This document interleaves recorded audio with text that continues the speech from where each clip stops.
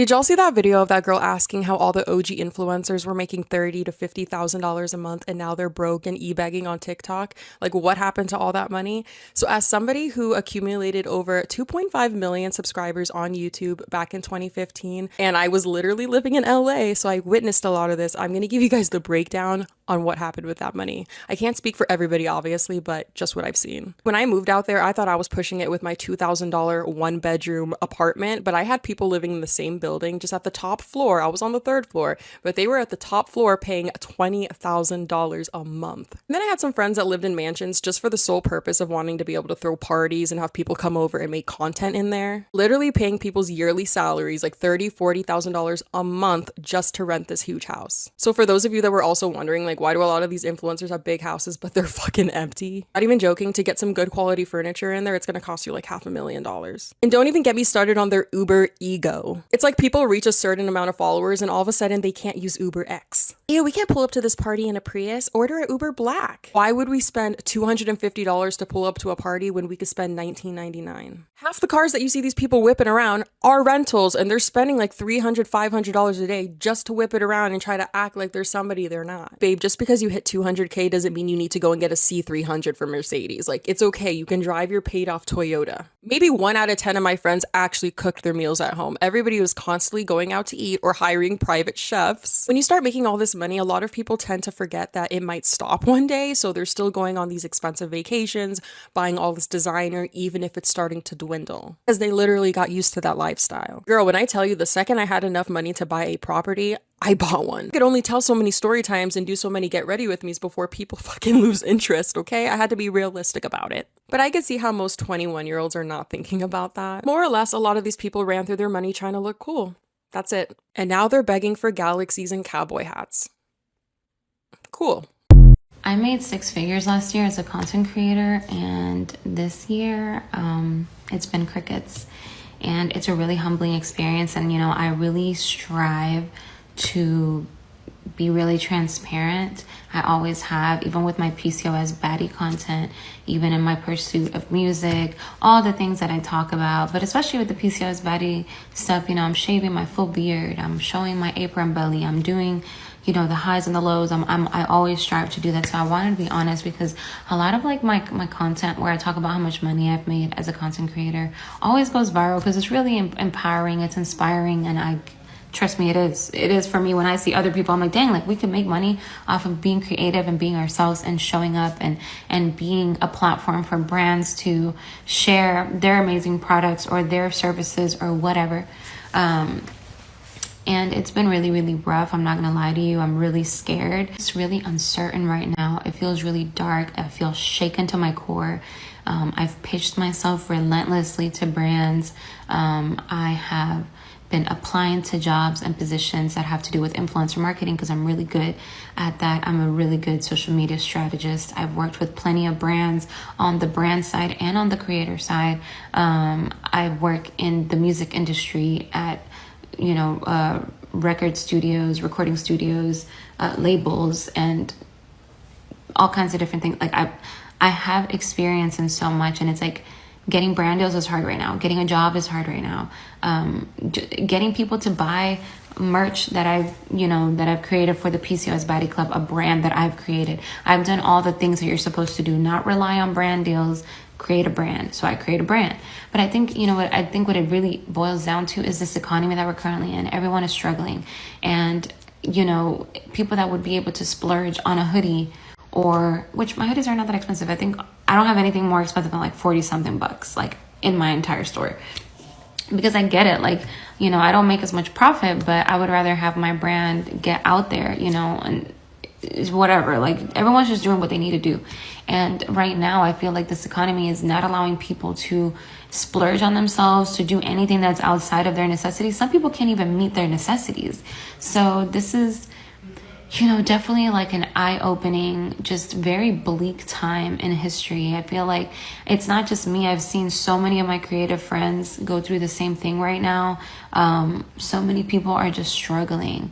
And it can be really hard to see other creators and other stuff go on brand trips and get paid huge amount of money. And, it's really hard to not compare yourself and compare your journey to theirs, could be really discouraging. But I share the highs and the lows, and there's really no purpose to this video other than to tell you that your girl is struggling. I'm likely not the only one, and I know I'm not. But it's just really hard right now for creatives, for just people in general.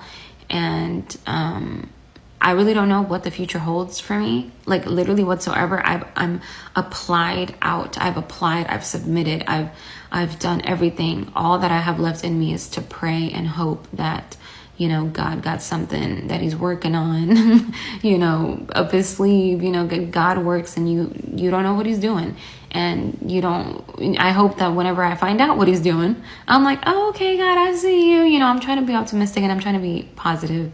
But it is really hard because these moments can be very dark, and it's really hard to be positive when you don't know where your money's going to come from, when you don't know anything.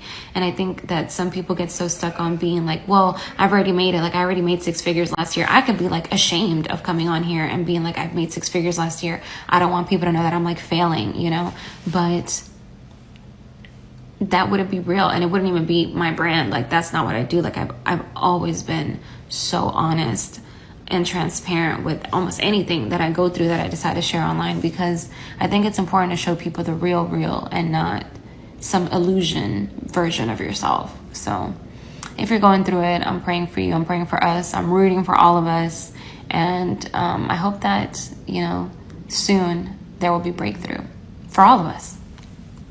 These are some YouTubers who went broke. So Fuzi lost his $15 million fortune from lifestyle inflation and unchecked spending, while Vitaly lost over $25 million from poor spending habits and one of his assault victims garnishing his paychecks. Jason Nash is apparently broke post-Vlog Squad days, as he regularly begs for money on TikTok Live to help pay down his mortgage. Boogie2988, once worth $1 million, recently faced bankruptcy after his content began drying up and he spent most of his money on food, woman, and other lavish purchases. A YouTuber named Tasha K filed for bankruptcy a few years back after Cardi B successfully sued her for $4 million for defamation, despite Tasha having less than $60,000 in assets. Andrew Hales of Loft self-admitted into getting over $50,000 in debt from frequent traveling and partying, while EDP is apparently broke and homeless after being banned from YouTube amid the cupcake drama. And finally, Matthew Beam went broke in 2021 after spending $100,000 of his savings on his YouTube video before he even had a following. Luckily, things worked out, but don't do that.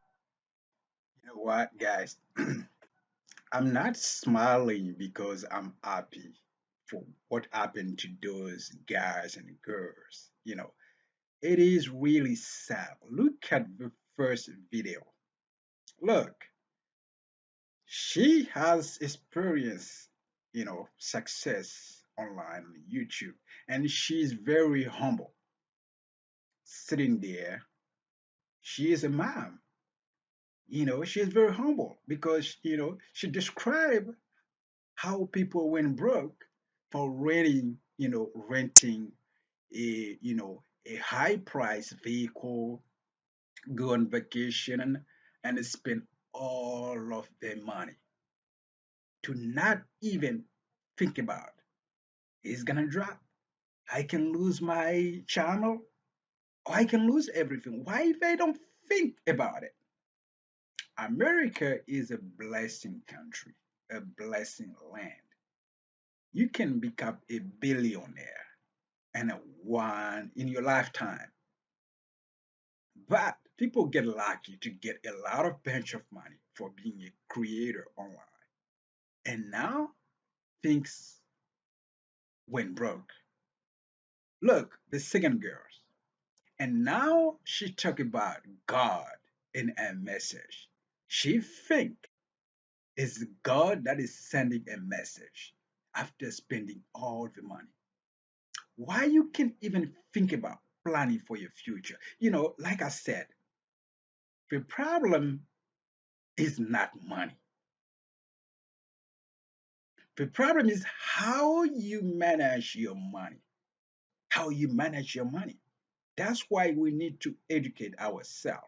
Look, if you want to become a billionaire, learn how to manage your money first.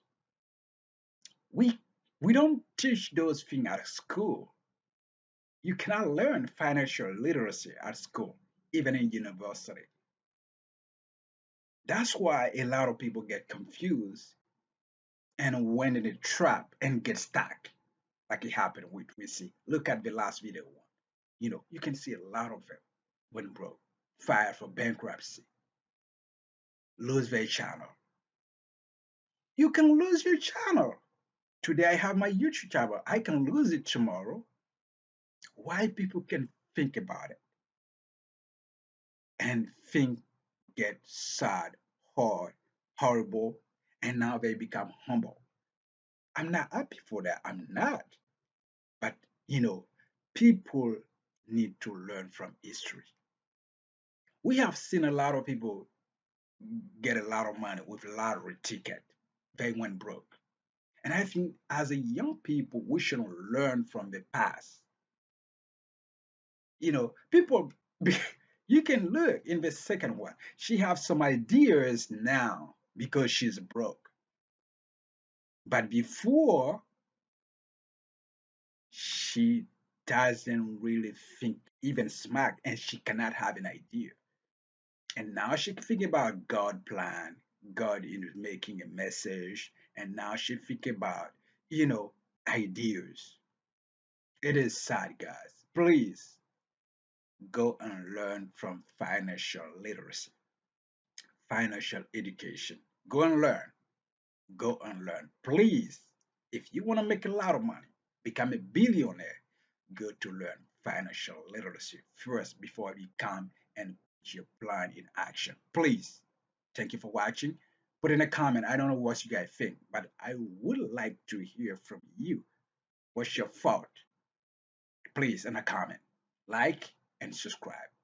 If you think you like this video, like and subscribe. Thank you so much. Next.